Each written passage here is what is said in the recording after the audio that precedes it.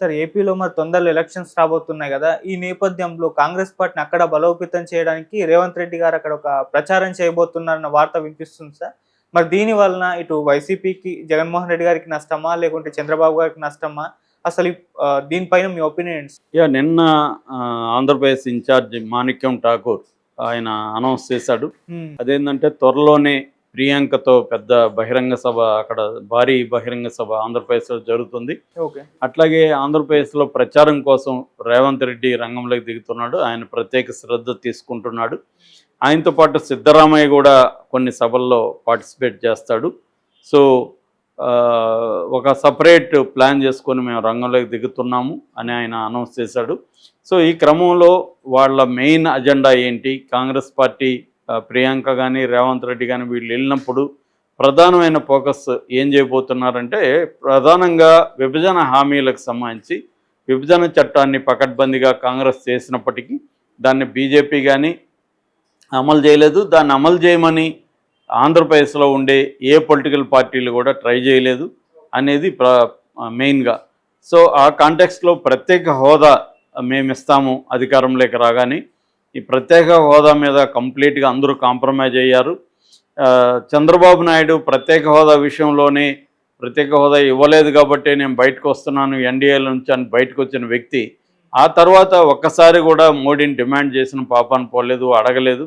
ఇక జగన్ అయితే ప్రత్యేక హోదా తానే ఛాంపియన్ లాగా ఎంపీలని రిజైన్ చేయించి డ్రామాలు ఆడాడు. ఆ తర్వాత ఇప్పటి వరకు ఊరికే ఏదో ఒక పేపర్ తీసుకెళ్ళి ఇవ్వడం తప్ప ఒక ఉద్యమాన్ని నిర్మించడం, అఖిల పక్షాన్ని ఏర్పాటు చేయడం, ప్రత్యేక హోదా గురించి గట్టిగా కేంద్ర ప్రభుత్వాన్ని ఇరుకున పెట్టే విధంగా చేయట్లేదు. ఆయన కేసులు ఉన్నాయి కాబట్టి మోడీ గవర్నమెంట్తో జాగ్రత్తగా ఉంటున్నాడు తప్ప ఆయనకి ఆంధ్రప్రదేశ్ మీద ఏమీ ప్రేమ లేదు అనే అంశాన్ని వీళ్ళు బలంగా తీసుకెళ్తారు. దాని తర్వాత పోలవరం అనేది అది కేంద్ర ప్రాజెక్ట్, యాక్చువల్గా అది వాళ్ళు కంప్లీట్ చేయాలి కానీ చేయట్లేదు. దాన్ని కూడా ఏ పార్టీ కూడా గట్టిగా అడగట్లేదు. వీళ్ళేమో ఇక్కడ జగన్ మీద వీళ్ళ మీద జగన్ మాట్లాడుకుంటూ పబ్బం గడిపేస్తున్నారు. కేంద్ర ప్రభుత్వం మీద వీళ్ళు పోరాటం చేయట్లేదు అనేది ఒక బలమైన ఇది. దాని తర్వాత విశాఖ స్టీలు ఫ్యాక్టరీని ప్రైవేట్ పరం చేయడానికి మోడీ అనేక రకాలుగా ట్రై చేస్తున్నారు.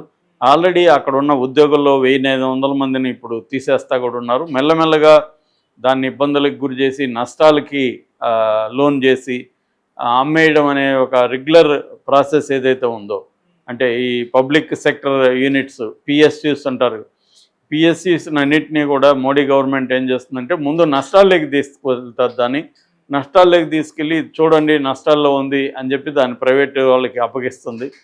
ఇది అదానీఐజేషన్ అండ్ అంబానీఐజేషన్, అంటే అదానీలకు అంబానీలకు అప్పగించేస్తుంది. ఇద్దరు గుజరాతీ వాళ్ళు అధికారంలో ఉండి దేశాన్ని ఇంకొక ఇద్దరు గుజరాతీ వాళ్ళకి అమ్మేస్తున్నారు అన్న బలమైన నెరేటివ్ని తీసుకెళ్తుంది. ఈ కార్యక్రమాన్ని ఆంధ్రప్రదేశ్లో ఉండే ఏ పొలిటికల్ పార్టీ కూడా అడ్డుకోవడం లేదు. ఇటు చంద్రబాబు మాట్లాడట్లేదు, పవన్ కళ్యాణ్ ఆ మధ్య నిరాహార దీక్ష అన్నాడు, అది అన్నాడు, తాను పక్కన పెట్టాడు.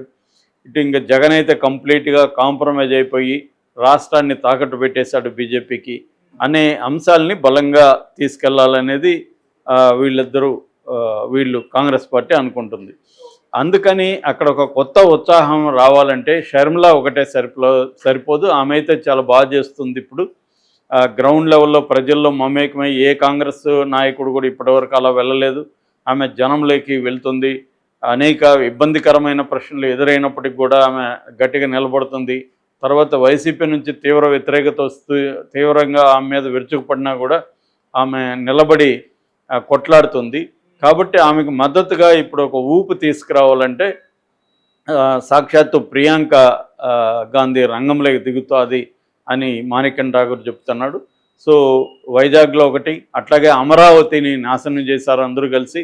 అమరావతి చంద్రబాబు పీరియడ్లోనూ డెవలప్ కాలేదు, ఆ డిజైన్లు అంటూ టైంపాస్ చేశాడు. దాని తర్వాత జగన్ వచ్చి దాన్ని కంప్లీట్గా 3 రాజధానుల పేరుతో కిల్ చేసేసాడు. సో మేము వచ్చినాక అమరావతిని రాజధానిగా ఉంచుతాం, అమరావతిని డెవలప్ చేస్తాం అనేది అమరావతిలో ఒక సభ జరపాలనేది ప్లాన్ అనమాట.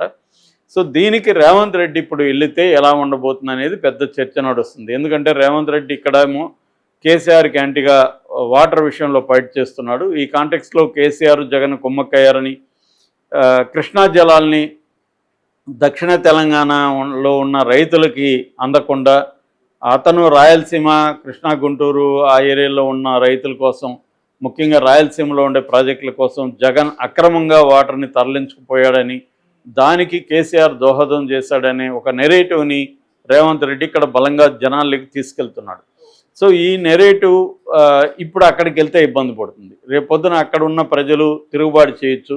నువ్వు తెలంగాణ కోసం మాట్లాడిన వ్యక్తి ఇక్కడొచ్చి నువ్వేం మాట్లాడతావు, నీకేం సంబంధం అని అడగచ్చు. ఎందుకంటే రేవంత్ రెడ్డిని కాంగ్రెస్ నేషనల్ లీడర్ లాగా చూడరు ఎవరు అక్కడ తెలంగాణ నాయకుడుగాను, మనకి వ్యతిరేకమైన నాయకుడుగాను చూస్తారు.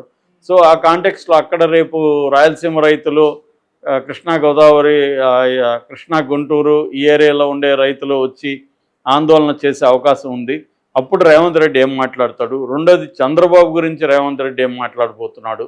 ఎందుకంటే ఈ అమ్మాయి ఇప్పుడు చంద్రబాబుని, జగన్ని, పవన్ కళ్యాణ్ ముగ్గురిని విమర్శిస్తుంది బీజేపీతో కుమ్మక్కయ్యారని. రేవంత్ రెడ్డి ఆ వాదన తీసుకొస్తాడా? లేకపోతే నీటి విషయంలో రేవంత్ రెడ్డి ఏం మాట్లాడాల్సి వస్తుంది? సో రేవంత్ రెడ్డి అక్కడికి పోవడం వల్ల కాంగ్రెస్కి నష్టమా లాభమా అన్నది పెద్ద చర్చ నడుస్తుంది. ఎందుకంటే కాంగ్రెస్ డబుల్ స్టాండర్డ్స్లో ఉంది. ఇప్పటి వరకు రేవంత్ రెడ్డి లేవనెత్తిన విషయాల మీద షర్మిల కూడా అక్కడ మాట్లాడలేదు. ఆమె స్టాండ్ ఏంటి, కాంగ్రెస్ స్టాండ్ ఏంటి? మొన్నటి వరకేమో షర్మిల తెలంగాణ నా ఊపిరి, తెలంగాణ కోసం నేను ఆంధ్రాతో కొట్లాడతానని మాట్లాడింది. ఇప్పుడు వచ్చే రివర్స్లో ఆంధ్ర నా ఊపిరి అంటుంది. దీన్ని ఎంతవరకు నమ్ముతారు అనేది క్లారిటీగా రావట్లేదు. సో రేవంత్ రెడ్డి వెళ్తే రేవంత్ రెడ్డికి కూడా ఇబ్బందులు ఎదుర్కొనే అవకాశం ఉంటుంది. ఎందుకంటే ఆయన చంద్రబాబు గురువు అని చాలాసార్లు చెప్పుకున్నాడు. ఇప్పుడు చంద్రబాబును ఆయన విమర్శించాలి. సో నామకే వస్తే చంద్రబాబును విమర్శించి ఫోకస్ అంతా జగన్ మీదే చేస్తాడు రేవంత్ రెడ్డి అనే అభిప్రాయం కూడా ఉంది. ఎందుకంటే రేవంత్ రెడ్డికి జగన్ని దెబ్బతీయడం అనేది ఆయన పర్సనల్ టార్గెట్ కూడా. 2018లో జగన్నే వీళ్ళు కాంగ్రెస్ ఓడిపోవడానికి వన్ ఆఫ్ ద ఫ్యాక్టర్స్ అని కూడా రేవంత్ రెడ్డి నమ్ముతున్నాడు. అట్లాగే తెలుగుదేశానికి ఉపయోగపడే విధంగా, ఎందుకంటే తెలుగుదేశం ఈసారి ఎన్నికల్లో తెలంగాణలో సహాయం చేసింది కాబట్టి ఇప్పుడు దానికి రిటర్న్ గిఫ్ట్గా చంద్రబాబుకి అక్కడ జగన్ని ఇబ్బంది పెట్టి జగన్కి కొంత ఓట్ల నష్టం కలిగించడం ద్వారా చంద్రబాబుకు మేలు చేయాలన్న ఉద్దేశం కూడా రేవంత్ రెడ్డికి ఉంది. అందుకనే రేవంత్ రెడ్డి చొరవ తీసుకొని షర్మిలాకి ఇండైరెక్ట్గా గైడ్ చేస్తున్నాడు. మొన్న కూడా షర్మిల వచ్చి రేవంత్ రెడ్డితో చాలాసేపు కూర్చొని మేము రాజకీయాలు చర్చించామనే విషయం కూడా ఆమె ట్వీట్ చేసింది. సో ఈ కాంటెక్స్ట్లో రేవంత్ రెడ్డి వెళ్ళి జగన్కి నష్టం కలిగే విధంగానే ఫోకస్ అంతా చేయబోతున్నాడు. ఊరికే పేరుకో చంద్రబాబు పేరు, పవన్ కళ్యాణ్ పేరు చెప్తాడేమో కానీ ఫోకస్ అంతా జగన్ మీదే చేస్తున్నాడు. షర్మిల కూడా ఇప్పుడు గత కొంతకాలంగా అదే చేస్తుంది. ఆమె జగన్ మీదే ఫోకస్ చేస్తుంది. తన విమర్శలంతా కూడా ప్రధానంగా జగన్ మీదనే కేంద్రీకృతం అయి ఉన్నాయి. చంద్రబాబుని, పవన్ కళ్యాణ్ని నామకే వాస్తే చెప్తుంది తప్ప జగన్ మీదే ఆమె బాణాలు ఎక్కువ పెడుతుంది. మనం తెలుగుదేశం మీడియా షర్మిలాకి ఇచ్చే ఇంపార్టెన్స్ చూస్తే కూడా అదే అర్థమవుతుంది. అంటే వాళ్ళు జగన్కి ఈమె నష్టం చేస్తుందని తెలుగుదేశం మీడియా నమ్ముతుంది కాబట్టి ఆమెకు విపరీతమైన ఇంపార్టెన్స్ ఇస్తున్నారు.